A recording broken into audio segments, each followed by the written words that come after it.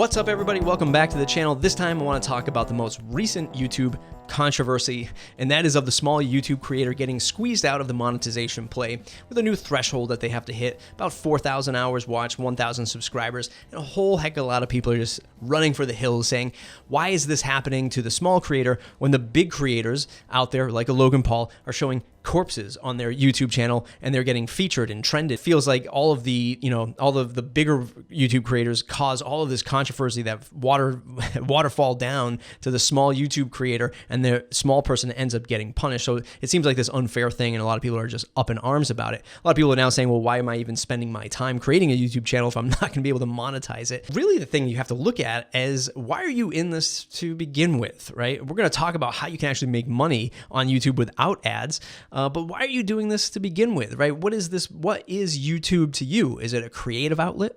Is it a marketing outlet? Are you specifically trying to monetize it? Because that's what you do online, is you monetize content, maybe through other ad networks or affiliate links, that kind of thing. What is YouTube to you? I can probably just say that YouTube has always been difficult.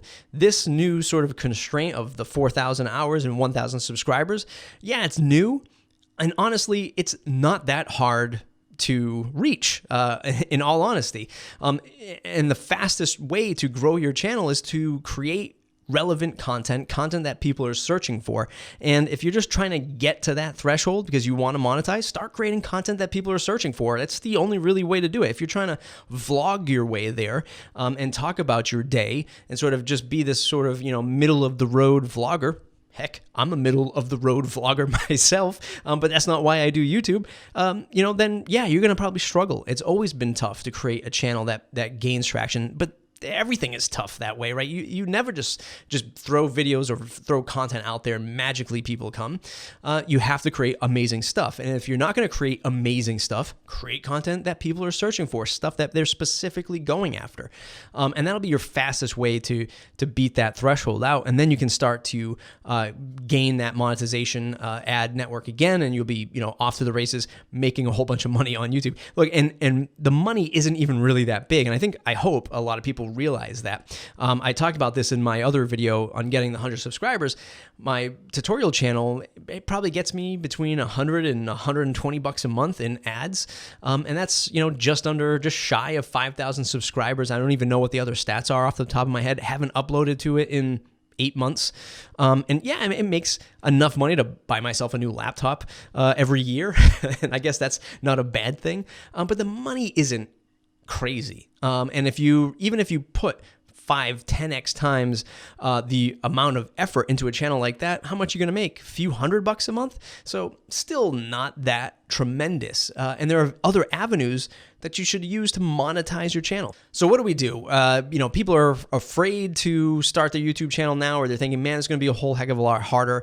And I say that there's opportunity. Every time that there's a negative force out there, or something that we think is going to be the end all of something, there's always a positive side. There's always some kind of, something that you can either exploit or take advantage of. And bloggers and podcasters, which is sort of where I come from more, I guess, nowadays, have always taken the route of sharing content, creating content on other people's platforms, guest blogging, guest hosting a podcast.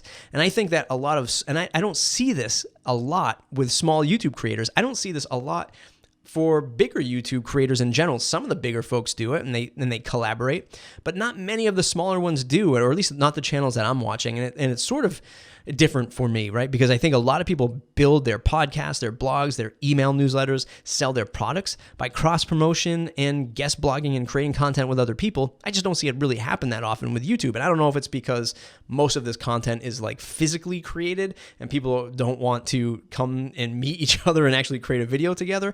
But they can do interviews, they can meet each other at shows, they can do all kinds of things like that. And I think if you're really looking to grow your channel, with a mix of content that you're inspired and creative with, and then the content that people are searching for, start working with other YouTubers. Bloggers do it, podcasters do it. Why aren't more YouTubers doing this kind of collab work? So focus on that. If you have a few hundred subscribers and you know somebody else that has a few hundred subscribers, do a live hangout, do a live webinar, co-create content on each other's channels, work with those types of avenues or through those types of avenues to start growing your audience and finding other like-minded YouTubers and vloggers to share that content with. So right now, I think is an opportune time for folks that have smaller channels to come together and work together. Funny, I've been creating videos on YouTube for a long time now, and there's always been this sense of community. I don't really feel a sense of community on YouTube. I'm sure some of the bigger creators do. Maybe they go to meetups and there's a forum that they're talking to or with. I don't see it, and I've been doing it for 5 years. Certainly not like the WordPress community that I really feel a part of. I don't feel a part of the YouTube community. I don't even know where it is. I don't even know where it exists. But now is the time to create your own YouTube community. If you find that you're struggling with growing your channel, find other smaller creators, collab with them, and get some content and consistent content created with each other. Do those live webinars, do those live hangouts, live chats, whatever it is, in person, video production, whatever it might be. Start working together and really creating your own community within the community. That's the only way I know how to do it.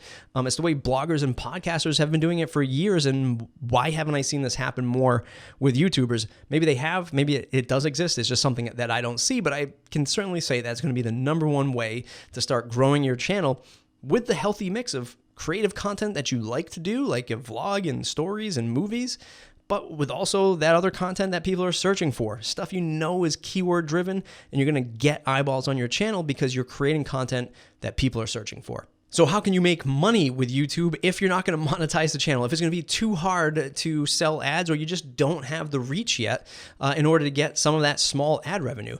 Well, it's pretty simple. Again, it's what bloggers and podcasters have been doing, and a lot of YouTubers do already. Affiliate links. Affiliate links is probably a great and easy way for you to passively start making income through your YouTube channel it doesn't matter. You can put an affiliate link on any video, no matter what your subscriber count is, no matter what your minutes watched is.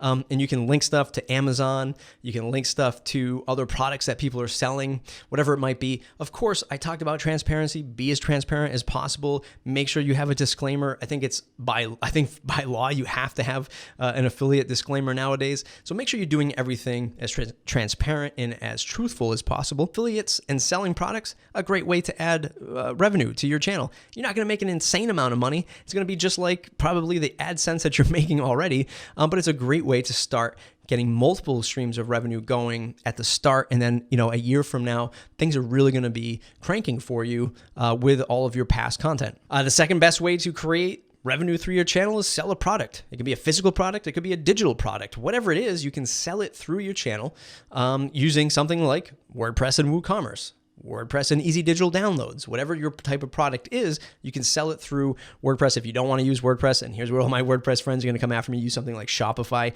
As long as you can get this product delivered to somebody and they can make the transaction easily on their mobile device or on their laptop or their computer, it's going to be a great way to add revenue and a best practice for growing your online business, if that's what you're after. Having a service is probably the number one way to make money off of YouTube if you're not looking to monetize it. I do. Userfeedbackvideos.com. Userfeedbackvideos.com. It's a great way to get feedback on your website, on your product, on your marketing verbiage. Whatever it is, you can go to userfeedbackvideos.com, sign up, and I'll review your product or service for $59. It's a great way to say, I'm not even going to show ads on my channel. A lot of people don't want to see ads on the content they're about to watch. So knowing that you have a service that somebody can hire you for is a great way to make money through YouTube. And guess what? You don't need an insane amount of subscribers. If you're creating content specifically for your service audience, that's all you need. And I talked about this in another video. You don't need tens of thousands, hundreds of millions of followers or subscribers on YouTube to sell your service. You could have just 10,000 subscribers, 1,000 subscribers, whatever it is. Your service might be local, right? You might have a local service that you can't drive over 40 miles for to provide. So maybe 1,000 to 2,000 subscribers is all you need to have a successful channel. The point here is that ad revenue won't even come close to what you can make with products and services if you're selling them through your YouTube channel, if you're offering through your YouTube channel. There's no way that that ad revenue is going to touch the amount of revenue that you can create through your services or through your products. Another great way to monetize is memberships and courses and e-learning. This stuff is huge, right? This is a big, big market. It's It's sort of like the affiliate links. You're really going to have to create some amazing content and really have a great sound marketing and sales strategy to make this stuff work. But when you do, it is absolute fire. And it's great. It's a great business. It's a great way to make money. It's a great way to build an audience and then to branch out into other products and services. It's going to take you some time. It's going to take you some time to create the content, sell the content, and keep that marketing wheel going to get more people into a course or a membership type of website. But it's certainly something that you can do, again, without the limitations of YouTube, and you can just send traffic from your YouTube channel to your course, to your products, and all that fun stuff. Look, at the end of the day, it's not something that you can lose out on because you don't have enough subscribers, you don't have enough views, because you know these rules are going to keep changing.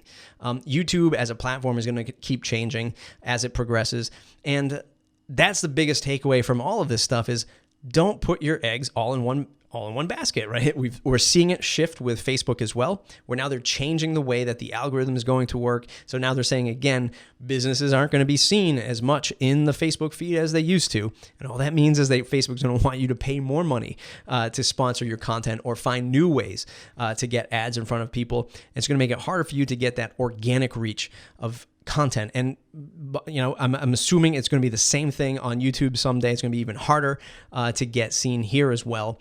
We're really at the sort of, not the peak, but we're really climbing the crest right now. And I really think we're going to be at a point where YouTube's really going to change on how you can get found. So get that good evergreen content in, start those monetization plans right now, stuff that doesn't rely on the platform, stuff that you can control. At the end of the day, that's the best position that you can be in for your business. And that's it. If you like videos like this, go ahead and hit subscribe to the channel. Thumbs up this video if you agree with everything I have to say. How are you making money on YouTube? Leave a comment below and let me know how are you monetizing right now? Have you been affected by this ad change? Let me know in the comments below. I'd love to have you. mattreport.com/subscribe to join the mailing list. We'll see you in the next video.